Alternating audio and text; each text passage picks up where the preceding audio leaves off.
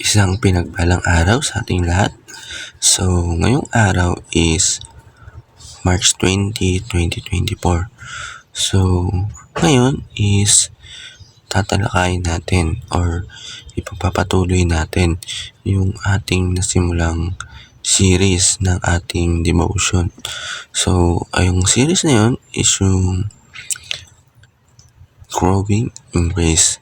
So, yun, nag-grow tayo sa grace ni Lord. Nag-grow tayo dun sa biyaya na binibigay sa atin ng ating Panginoon. So yun, kagaya nung sinare ko kahapon na ako ay pumasok na sa ministry na una is kailangan wala akong late and absent ng 6 months para makapasok ako ng usher. Then, yung ministry is kailangan 1 year na walang late and absent para makapasok ako sa ministry.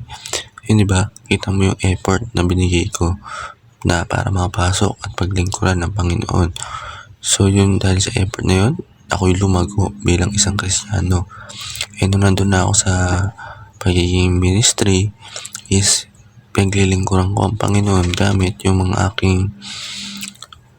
aking time, effort. Tapos yun, di ba, binibigyan ako ng Panginoon. Sa gamit ng aking binibigay sa Panginoon is nag-grow ako. So, ayun, sa ating Bible verse na ating tatalakayin sa devotion is Romans chapter 6 verse 14. So, ano nga ba yung sabi dito? For sin shall no longer be your master because you are not under the law but under grace. Sa Tagalog, sabagkat hindi na dapat maghari ang iyong kasalanan dahil kayo'y wala na sa ilalim ng kautusan kundi nasa ilalim tayo ng kagandahan loob ng Diyos. So yun, hindi na tayo nasa ilalim ng ating mga ginagawang kasalanan sa mundong ito, kundi nasa ilalim na tayo ng kautusan. Hindi na yun. Kaya nasa ilalim na tayo ng mga kagandahang loob ng Diyos, yung grace na pinibigay sa atin ng Panginoon. So, para lumawak yung ating talakayan, tayo ay dumako sa ating teaching. Ang una sa ating teaching, God's grace cannot be abused. Ang biyaya ng Diyos ay kailan hindi maaaring abusuhin. Kailangan limitado lang. Yung may ginawa ka, pinagkaloob sa'yo ng Panginoon dahil hindi dapat tayo dapat pero pinagkaloob niya to. Kailangan, huwag natin abusuhin. Kailangan, for example, kailangan ng pera, humiling ka sa Panginoon dahil wala kang pambaon, wala kang pambayad sa tuition fee.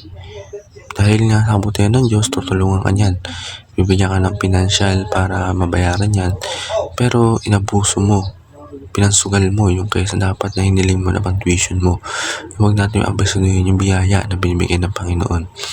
Pangalawa, God's grace has crucified sin our bodies. Yung ang biyaya ng Diyos ay napako sa mga kasalanan sa ating mga katawan. So, number 3, God's grace has set us free from master of sin. Ang biyaya ng Diyos ay nagpalaya sa atin mula doon sa mga kapangyarihan na mga kasalanan. So, yun. Siyempre, pag binibiyahan tayo ng Diyos is pinapalaya tayo dun sa mga kasalanan na binibigay sa atin or nagagawa natin dito sa mundong ito. So, lumako tayo sa ating application. Una is, do not attempt to abuse the grace of God. Huwag nating subukang abusaduhin yung biyaya ng Diyos kasi once na inabuso natin yan, pwedeng magtampo or magalit ang Panginoon. Parusahan tayo at di tayo bigyan ng biyaya. Yung kaysa yung hinihiling natin is kabaliktaran na mangyari. Demonyo na yung magmangangilab sa atin nun. So sa pangalawa, do not let this reign over us to being quick to repent. Huwag hayaan natin maghari yung kasalanan sa pamagitan ng pagiging mabilis at magsisisi. And sa last, offer ourselves as instruments of righteousness. ihandog natin yung sarili bilang instrument ng katuwiran. So, ayun lang po. Maraming salamat. Naway may natutunan tayo sa ating panood. And maraming salamat and God bless.